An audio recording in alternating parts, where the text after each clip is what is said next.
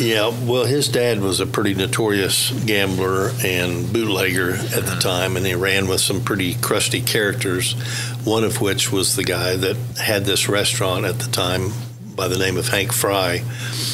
Really, from 1910 to 1945, there's a little bit of a blur as to who operated. The original part is the cafe, on the coffee shop side, we call it. And it was a small little cafe. It was nothing, that resembles today. And that little cafe was, I hate to call it a front, but because it was a business, and there were a lot of restaurants down here in the early 1900s, because there were a lot of people that worked down here and were employed here. This was the busiest hub of economic activity in Oklahoma City for many, many years, because it had more employees that worked in the packing houses and the stockyards back here than any other area of Oklahoma City. So when the interurban trolley dropped people off up here on the corner, people came, they went to work, they came out of work, and they bought their dry goods, they bought their clothes, they bought their jewelry, they went to eat, they went and had a beer or whatever else they were trying to do. They got on the trolley and they went home, because back in the early 1900s, nobody had a car. So everybody relied on the trolley for transportation to get them to and fro.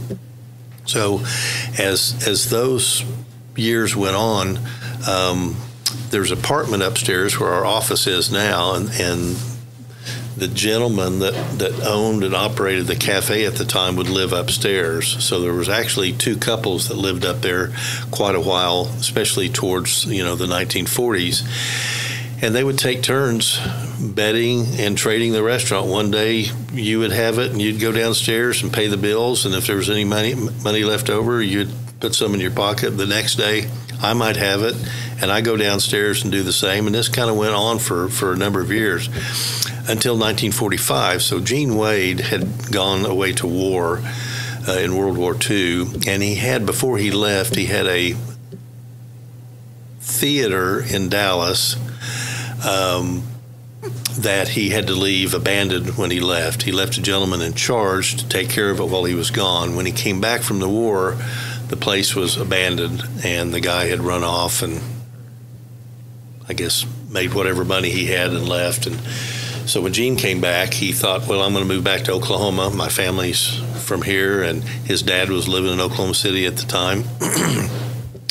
So he sold his building in Dallas, brought his life history his life savings up to Oklahoma City, and it happened to be Christmas Eve of 1945, and his dad was a big gambler and bootlegger, as were the guys that lived upstairs that had Cattlemen's. So Hank Fry was in the big dice game. It was a craps game at the Hotel Black downtown Oklahoma City, and things got flying, and emotions got high, and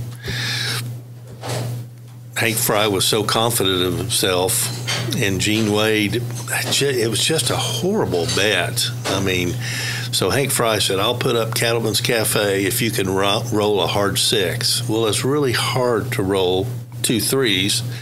The odds are very, very low that you're going to win it. But he put up his life savings for it. He'd never been in the restaurant business before, didn't know anything about being in the restaurant. Why he even wanted to win the bet, I don't understand. But he did, and he won.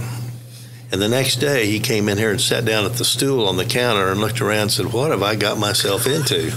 And his dad said, son, don't worry about that. We're gonna make this thing work. Now we have the domain here. We have the headquarters for gambling and bootlegging, and we can do everything out of here. In the meantime, you get to work and learn how to run a restaurant and everything. So as time went on, as each of these storefronts, were they 25, 35 feet wide and 100 feet deep, as each one became available, they would buy the next one. So this represents, on the side of the cafe, this represents 3 sections, and they would buy those sections as they became available till we get to the side wall of the parking lot over here. And so they gradually added on to the restaurant. They added on upstairs here a banquet room. in about 1953 or 55, I think. And then they decided, well, this restaurant business is kind of lucrative. I think we can make some money doing this. The big rage in the 1950s were cafeterias, and Oklahoma City had more cafeterias per capita than any other city in the United States. And so everybody was eating at cafeterias, so they started opening up cafeterias. Ada, Lawton, Oklahoma City. They had food service at Wiley Post Airport. They had food service at FAA Training Center out at Will Rogers.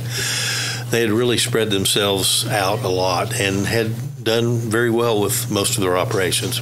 And that would go on for a number of years. So as the 60s and 70s came about and things started to change a little bit in the area, the packing houses behind here started to close.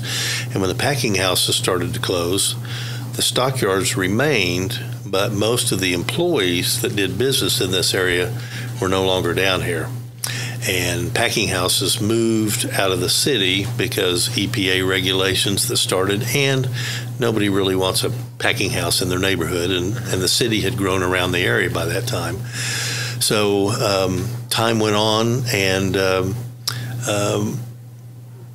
restaurants, they started closing one at a time. They just didn't have somebody to run them for them, or they'd run out of a lease or whatever it might be. And they gradually just kind of narrowed it down until they got back down to the original Cattlemen's here, probably in the early 80s, early to mid 80s. And that was the final restaurant that they had. And so when Gene finally started getting kind of tired and wore out, that's when he decided, I need to figure out a way to get out of this deal. And he actually said, I'm getting ready to lock the front door. If you guys don't take this, the gig's over and I'm done.